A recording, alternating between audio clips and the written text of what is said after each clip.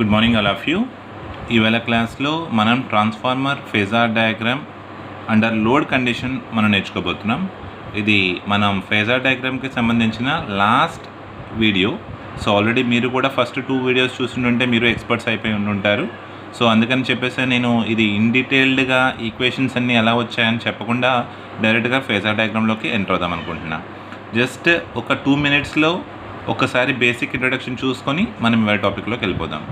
So మనం అనుకున్నాం phasor diagram draw చేయడం అంటే ప్రతి టర్మ్ని ఒక లైన్స్తో రిప్రజెంట్ చేయడాన్ని, ప్రతి టర్మ్ ఇంకొక టర్మ్కి మధ్య ఉన్న రిలేషన్ని బేస్ చేసుకొని మనం లైన్స్తో రిప్రజెంట్ చేయడానే ఫేజార్ డయాగ్రామ్ అనుకున్నాము. That is the fundamental number 1.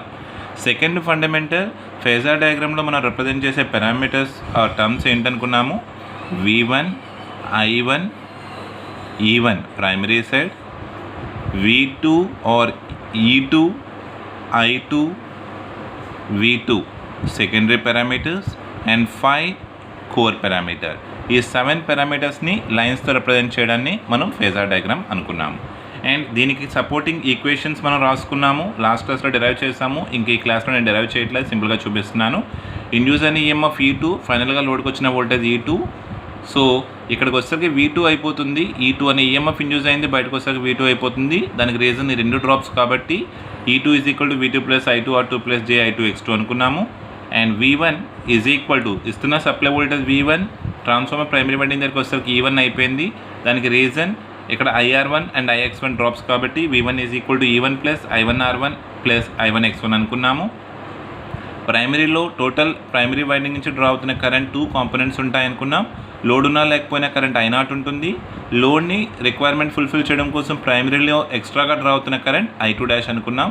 అంటే I1 I0 + I2' అనుకున్నాం. అండ్ I0 అన్నది 2 రీజన్స్ వల్ల డ్రా అవుతుంది. లాసెస్ని ఓవర్కమ్ చేయడం కోసం IC, ఫ్లెక్స్ని ప్రొడ్యూస్ చేయడం కోసం IM అనే కరెంట్ ఉంటుంది అనుకున్నాం.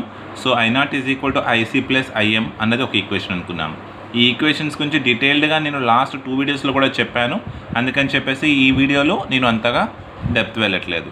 ఇప్పుడు నేను చెప్పబోయే ఫేజార్ డయాగ్రామ్ కానీ మీరు క్లియర్గా అర్థం చేసుకోగలిగితే ఏ మిషన్కైనా మీరు ఫేజార్ డయాగ్రామ్ ఈజీగా డ్రా చేసేయగలుగుతారు.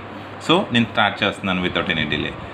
అన్ని ఫేజార్ డయాగ్రామ్స్లో డ్రా చేసినట్టుగానే ఇక్కడ కూడా మనం లోడ్ దగ్గర ఉంటాం కాబట్టి నేను V2ని రిఫరెన్స్గా తీసుకొని ఈ ఫేజార్ డయాగ్రామ్ కూడా డ్రా చేస్తున్నాను. ఎప్పుడులాగే ఇది వోల్టేజ్ V2, లోడ్ దగ్గరికి వచ్చిన వోల్టేజ్ V2. సో ఒక లైన్ డ్రా చేసేసాను.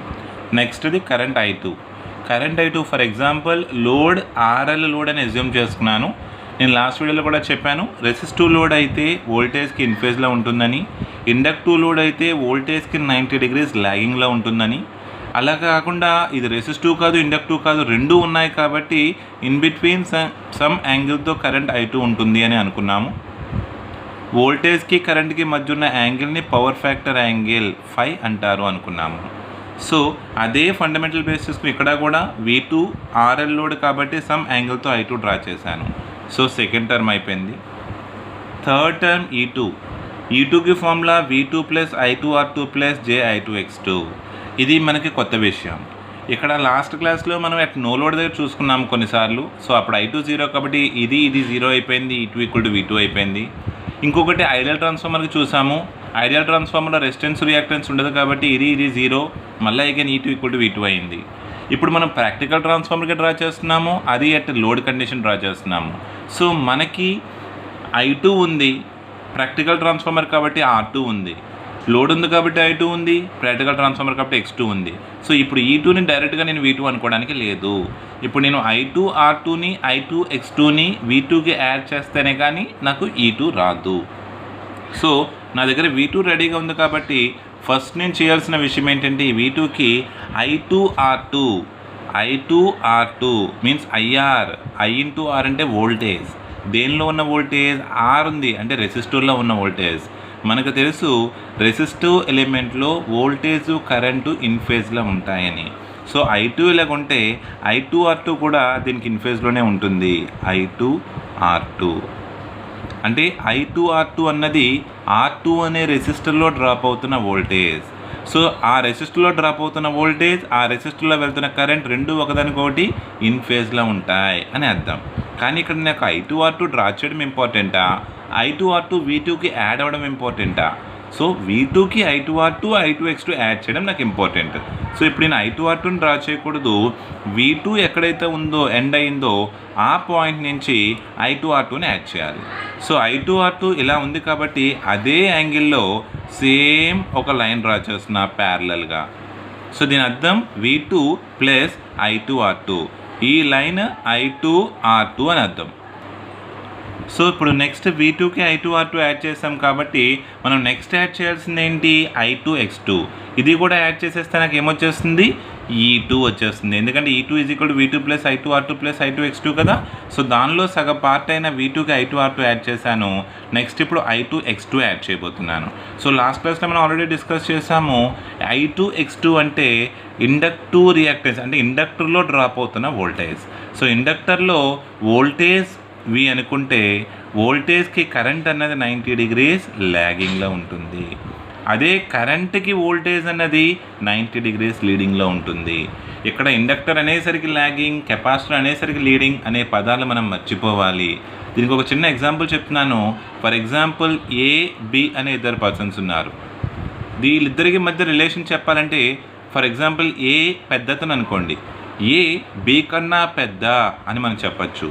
మరో విధంగా B A కన్నా చిన్న అని కూడా చెప్పచ్చు. సో ఒక విధంగా చెప్తే పెద్ద అనే పదం వచ్చింది, ఇంకో విధంగా చెప్తే చిన్న అనే పదం వచ్చింది. అదే విధంగా టెక్నికల్లో కూడా కరెంట్ అన్నది వోల్టేజ్కి 90 డిగ్రీస్ ల్యాగింగ్లో ఉంది, వెనకబడింది. ఇంకో విధంగా చెప్తే వోల్టేజ్ అన్నది కరెంట్కి 90 డిగ్రీస్ లీడింగ్లో ఉంది. సో ఇండక్టర్ అనేసరికి ల్యాగింగ్ అనే మీరు అలవాటు చేసుకుంటే అది రాంగ్ వే. ఏది దేనికి ల్యాగింగ్ అన్నది ఇంపార్టెంట్. కరెంట్ అన్నది వోల్టేజ్కి ల్యాగింగ్, మరి వోల్టేజ్ అన్నది కరెంట్కి లీడింగ్ అవుతుంది. దీనికి ఏమాత్రం కన్ఫ్యూజ్ వచ్చినా ఇప్పుడు నేను చెప్పిన బ్రదర్స్ ఎగ్జాంపుల్గా కన్సిడర్ చేసుకుంటే మీకు అది ఈజీగా అర్థమవుతుంది.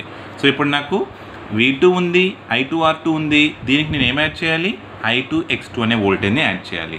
సో ఇది ఇండక్టివ్లో కాంపోనెంట్ కాబట్టి ఎంత యాంగిల్లో యాడ్ చేయాలి, నేను 90 డిగ్రీస్ యాంగిల్లో యాడ్ చేయాలి. సో I2R2కి 90 డిగ్రీస్ యాంగిల్లో I2X2ని యాడ్ చేశాను. యాంగిల్ ఎంతండి, 90 degrees. So V2కి I2R2 I2X2 add చేసేస్తే నాకు ఏమొస్తుంది, E2 వస్తుంది. సో ఆరిజిన్ నుంచి ఈ ఎండ్ అయిన పాయింట్కి ఒక లైన్ డ్రా చేస్తే ఇదే E2 అవుతుంది. సో దీంతో E2 కంప్లీట్ అయింది. సింపుల్. V2కి I2R2ని I2X2ని వెక్టార్గా యాడ్ చేశాను. యాడ్ చేస్తే నాకు ఏమొచ్చేసింది, E2 వచ్చేసింది. సో గుడ్ న్యూస్, ఇమీడియట్గా మీకు తెలిసిన విషయమే, E2 వచ్చిందంటే చాలు E2 E1 రెండు ఎలా ఉంటాయి, ఇన్ ఫేజ్. సో అదే E2, సో అదే లైన్లో ఇంకొక యారో పెట్టి E1 రాసేయవచ్చు. సో E1 కూడా అయిపోయింది. మీరు ఆల్రెడీ ఎక్స్పీరియన్స్ అయిపోయి ఉన్నారు. ఫ్లెక్స్కి ఇండ్యూస్ అయిన ఈఎంఎఫ్కి యాంగిల్ ఎంత ఉంటుందని నేర్చుకున్నాము, 90 డిగ్రీస్. సో ఈ లైన్కి 90 డిగ్రీస్లో ఒక లైన్ డ్రా చేస్తే అది ఫ్లెక్స్ 5 అవుతుంది. సో ఫ్లెక్స్ కూడా అయిపోయింది. ఇంకా లాస్ట్ 2 లైన్స్ డ్రా చేస్తే నా ట్రాన్స్ఫార్మర్ ఫేజర్ డయాగ్రామ్ కంప్లీట్ అయిపోయినట్టే. కానీ ఆ 2 లైన్స్ డ్రా చేయడమే కొంచెం ఇంపార్టెంట్. సో ఆ 2 లైన్స్ ఏంటి, number 1 I1, next one V1. So ఈ రెండు ఎలా డ్రా చేయాలన్నది ఇప్పుడు మనం నేర్చుకుందాం. ఫస్ట్ I1కి ఫార్ములా ఏంటి, I0 plus I2 dash. So first I2 dash draw చేస్తాను. ట్రాన్స్ఫార్మర్కి మరో పేరు ఇక్కడ మళ్ళీ గుర్తు చేసుకోవాలి, ఏంటది, phase shifting device. So I2 ఇలా ఉంది అంటే దీనికి ఎగ్జాక్ట్ ఆపోజిట్లో ఒక లైన్ గీస్తే అదేమవుతుంది, I2 డాష్ అవుతుంది. సో I2 డాష్ అయిపోయింది. ఇంకా I1 రావాలంటే ఏమొస్తే I1 వచ్చేస్తుంది, I0 ఒకటి వస్తే చాలు నాకు I1 వచ్చేస్తుంది. సో I0కి ఫార్ములా ఏంటి, IC plus IM. So IM అంటే మ్యాగ్నటైజింగ్ కరెంట్. ఫ్లెక్స్ని ప్రొడ్యూస్ చేయడం కోసం కావాల్సిన కరెంట్ ఫ్లెక్స్కి ఎలా ఉంటుంది, ఇన్ ఫేజ్లో ఉంటుంది. సో ఫ్లెక్స్కి ఇన్ ఫేజ్లో ఒక లైన్ డ్రా చేస్తే అది ఏమవుతుంది, IM. మరొకటి ఏంటి, IC అనేది ఏ కరెంట్, లాస్ కాంపనెంట్, అంటే ట్రాన్స్ఫార్మర్లో ఉన్న లాసెస్ని ఓవర్కమ్ చేసుకోవడం కోసం తీసుకుంటున్న కరెంట్. ఆ కరెంట్ తీసుకున్న తర్వాతే ఫ్లెక్స్ వస్తుంది. కరెంట్ ఎందుకు, లాసెస్ అనేది ఎప్పుడు ఏ ఎలిమెంట్ వల్ల వస్తాయి, రెసిస్టివ్ ఎలిమెంట్ వల్ల వస్తాయి. ఇక్కడ మళ్ళీ మనం రికలెక్ట్ చేసుకోవాల్సిన విషయం, ఒక ఇండక్టర్ వల్ల కానీ ఒక కెపాసిటర్ వల్ల కానీ ఎటువంటి పరిస్థితుల్లోనూ లాసెస్ ఉండవు, కేవలం వోల్టేజ్ డ్రాప్సే ఉంటాయి. పవర్ లాసెస్ అనే పదం వచ్చింది అంటే అది only because of resistive element. So ఇప్పుడు నేను ఈ రెసిస్టివ్ ఎలిమెంట్లో ఫ్లో అవుతున్న కరెంట్, ఈ loss component of current draw చేయాలి అంటే ఇది E1 కాబట్టి ఇది ఏమవుతుంది -E1. దీని మ్యాగ్నిట్యూడ్నే కన్సిడర్ చేసుకుంటున్నాను. యాక్చువల్లీ నేను ఇక్కడ డ్రా చేసేవచ్చు, నేను ప్రతి వీడియోలోనే చెప్తున్నాను, మళ్ళీ ఇక్కడ చెప్తున్నాను. ఈ E1కి ఇన్ ఫేజ్లో ఐసీ డ్రా చేసేవచ్చు, కానీ దీని మీనింగ్ ఎలా వస్తుంది, ఫ్లెక్స్ ప్రొడ్యూస్ అయిన తర్వాత లాస్ కాంపోనెంట్ కరెంట్ వెళ్ళినట్టు వస్తుంది. That is technically wrong. అందుకని E1ని ఆపోజిట్ డైరెక్షన్లో ఇంకో లైన్ గీసుకున్నాను, అది -E1 అవుతుంది. ఈ లాస్ కాంపోనెంట్ ఆఫ్ కరెంట్ని దానికి ఇన్ ఫేజ్లో డ్రా చేస్తున్నాను. ఇక్కడ కూడా మీరు అబ్జర్వ్ చేస్తే నో లోడ్ కరెంట్లో ఉన్న రెండు, ఒకటి ఐసీ ఒకటి ఐఎం ఎప్పుడూ పొడుగుగా గీస్తున్నాను, ఐసీ ఎప్పుడు చిన్నగా గీస్తున్నాను. దాని అర్థం ఏంటంటే ట్రాన్స్ఫార్మర్లో ఎప్పుడు మ్యాగ్నటైజింగ్ కరెంట్తో పోలిస్తే లాస్ కాంపోనెంట్ ఆఫ్ కరెంట్ తక్కువ ఉంటుంది. అది కూడా మనం నేర్చుకోవడం కోసం ఇది ఉపయోగపడుతుంది. సో ఇప్పుడు నాకు ఐసీ ఉంది, ఐఎం ఉంది. ఐసీ ఐఎం రెండు కలిపితే నాకు ఏమొచ్చేస్తుంది, I0 వస్తుంది. సో ముందు ఐసీ ఐఎం వెక్టార్ సమ్ చేస్తున్నా. ఐఎం ఎంత లెంత్ ఉందో అదే లెంత్తో ఐసీ నుంచి ప్యారల్గా ఒక లైన్, ఐసీ ఎంత ఉందో అంతే లెంత్తో ఐఎం నుంచి ప్యారల్గా ఒక లైన్. సో ఆరిజిన్ నుంచి ఆ రెండు మీట్ అయిన పాయింట్కి ఒక లైన్ డ్రా చేస్తే ఇదే ఏమవుతుంది, I0.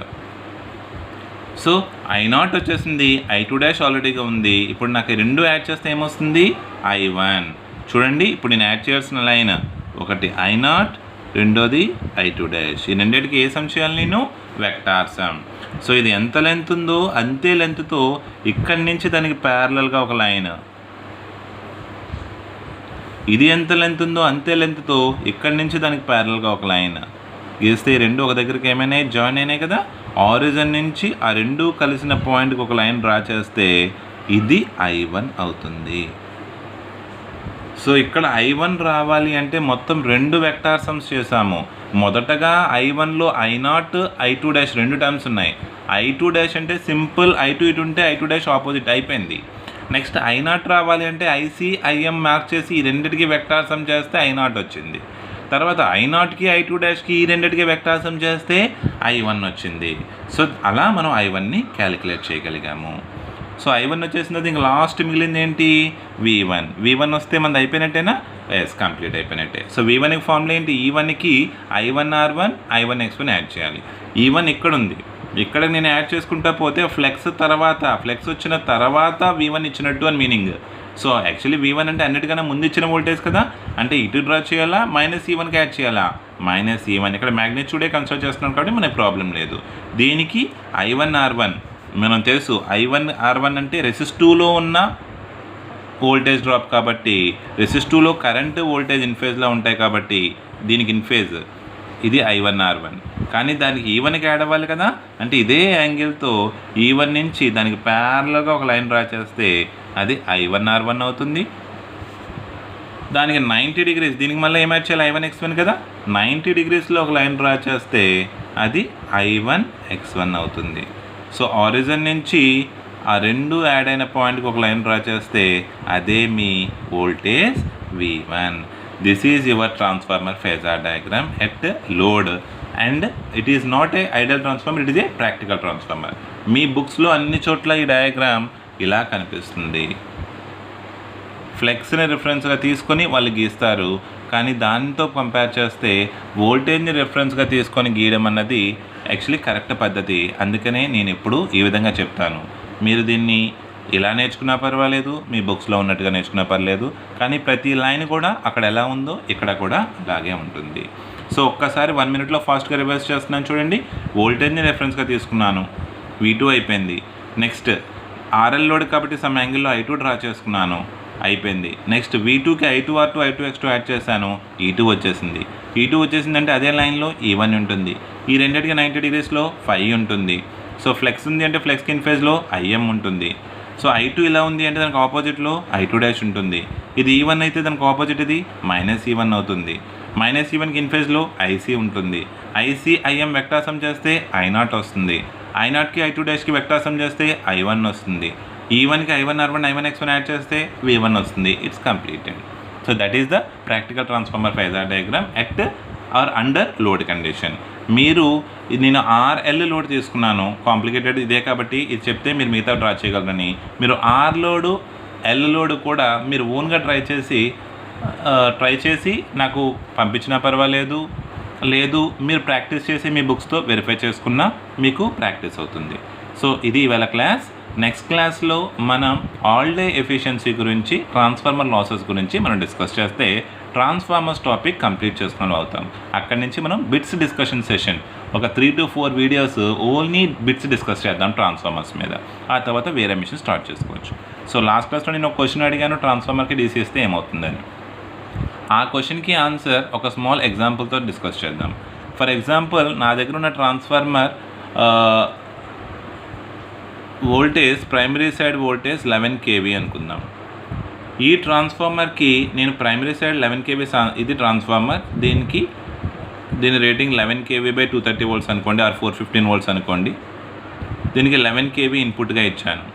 ఇలా ఇచ్చినప్పుడు అది ప్రైమరీ వైండింగ్లో ఫ్లో అవుతున్న కరెంట్ ఎంత అంటే, లోడ్ వేసినప్పుడు ఇచ్చిన వోల్టేజ్ V1 మైనస్ ఇండ్యూస్ అయిన EMF E1 బై వైండింగ్ ఉన్న ఇంపిడెన్స్ Z1.